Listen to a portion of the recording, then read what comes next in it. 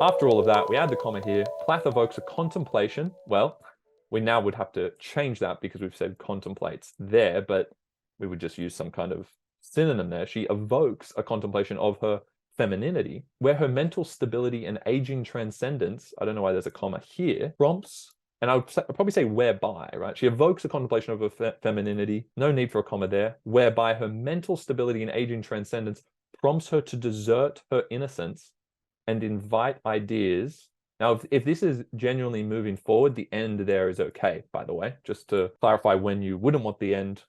We don't want an end when you're going to say basically two very similar things next to each other, so as to almost provide a list of nouns or adjectives. It prompts her to desert her innocence and invite ideas of immortality and rebirth. There's an example of where you don't want the end, because deserting her innocence and inviting ideas of immortality, they are two distinct concepts and they relate to one another. So that's okay to use end there. Certainly don't list a number of concepts. I think two would be the max.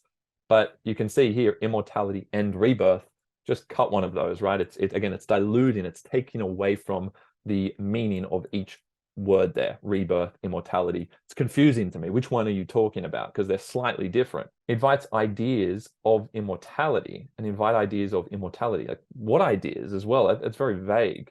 What is an idea of mortality? So avoid using words such as ideas, themes, concepts, and instead just say what they are. Same as perspective, right? As long as you say what type of perspective, you can use the word perspective. For instance, you could say a feminist perspective because you're actually defining what the perspective is. But I would really try and avoid using a word like idea and instead just say the idea. Simply using the word immortality isn't an idea. You're not telling me the idea. You're just telling me a theme word, but you haven't told me what the idea behind it is. What, that we're not immortal? That something leads to rebirth? You've actually got to try and say it as a phrase. It's not just going to be sufficient to say one word such as immortality. That's actually not an idea. I don't really know what you mean by that. So make sure you're telling me something specific about one of these. Don't use both. We do have the same issue here where there's a little bit of clunkiness coming in because another comma here and then into another clause, overcoming her past regrets and uncovering Plath's identity. That, I guess it would be uncovering her, because that's going to be really confusing to suddenly say Plath when you've been saying her the whole time.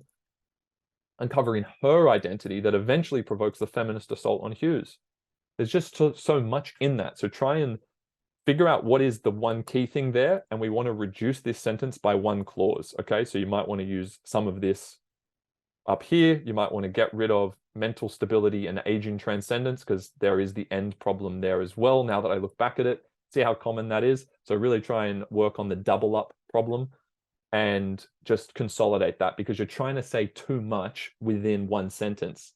Worst case, you just split it up and put a full stop somewhere and say, this represents her attempt to overcome past regrets and uncover her identity, right? But we don't want clunky sentences. So you either have to split it into two sentences, which can add words, or what I think is probably preferable in most cases is to work out a way of cutting it down to the essential elements of the sentence, going on to the next point.